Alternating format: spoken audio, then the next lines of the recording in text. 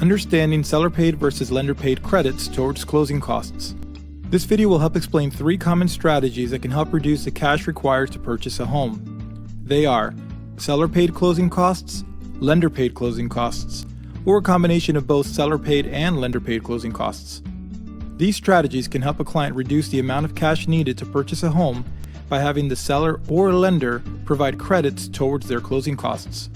It can also help a buyer purchase a home today instead of putting it off until they save more money down the road. Lastly, it can free up cash for possible home renovations. People often use credit cards after purchasing a home to finance their renovations. This strategy helps a buyer conserve cash at closing for their planned renovations and can help them avoid higher interest rate credit card debt after purchasing that home. Let's start by taking a look at what the cash requirement is for the purchase of a single-family home for $300,000 with an FHA loan and 3.5% down. With the purchase of $300,000, the down payment of 3.5% is about $10,500. The estimated closing costs are about $12,000. So the out-of-pocket cash needed from a buyer to purchase this home is $22,500. $22,500 might be more than what a first-time homebuyer has available, so let's take a look at some strategies that can help reduce that initial upfront expense. Seller-paid closing costs. This strategy is exactly as it sounds. The seller will pay a specific amount of the buyer's closing costs. Here's an example of how it would work building off of our previous example. Let's just assume that rather than finalizing a sales contract to purchase a home for $300,000, we offer the seller $312,000 for the same home, and request that they pay $12,000 towards the buyer's closing costs. Here's how it'll look. With a higher purchase price of $312,000, the down payment of 3.5% is increased to $10,920. The estimated closing costs remain the same at about $12,000. However, you now have a $12,000 credit from the seller at closing for the buyer's closing costs.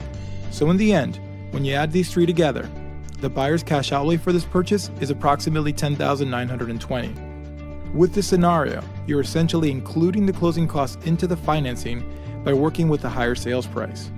Lender credit for closing costs. In certain scenarios, we as a lender can help the buyer reduce their out-of-pocket expenses with a lender credit. Here's how it works. Let's assume the rate for an FHA mortgage is 4% on any given day. A lender has an option to offer a higher interest rate to the buyer, say 5% instead of 4%. This allows the lender to provide a credit to the buyer for their closing costs. So you can consider it a trade-off. In exchange for taking a higher interest rate, the buyer will receive a credit from the lender for their closing costs. Here's how our original example of a $300,000 purchase of a single-family home would look like with a lender credit. The purchase price remains the same at $300,000. The down payment of 3.5% remains the same as our first example at $10,500. The estimated closing costs are the same at about $12,000. However, we now have a lender credit for closing costs of about $8,837. This is roughly 3% of the loan amount. So the out-of-pocket cash requirement for the buyer to purchase this home in this example is $13,663.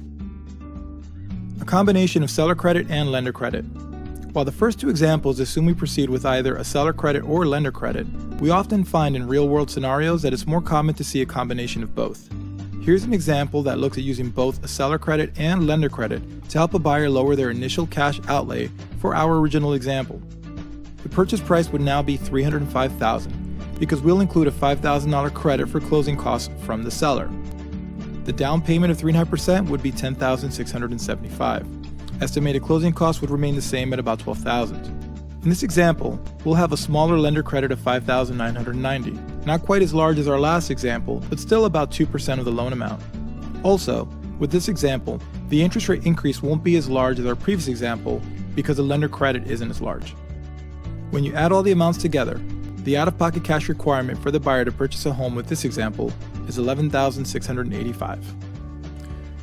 We hope this informational video has helped explain some commonly used strategies to help homeowners reduce their initial cash outlay for purchasing a home. We've used very general assumptions of costs and interest rates for our examples. Please keep in mind that different markets may require some of these estimates to be more or less than our examples. Also, all scenarios are subject to a buyer's qualifications. Thank you for watching, and don't hesitate to contact us if you have any questions or would like additional information on how to make these strategies work for you.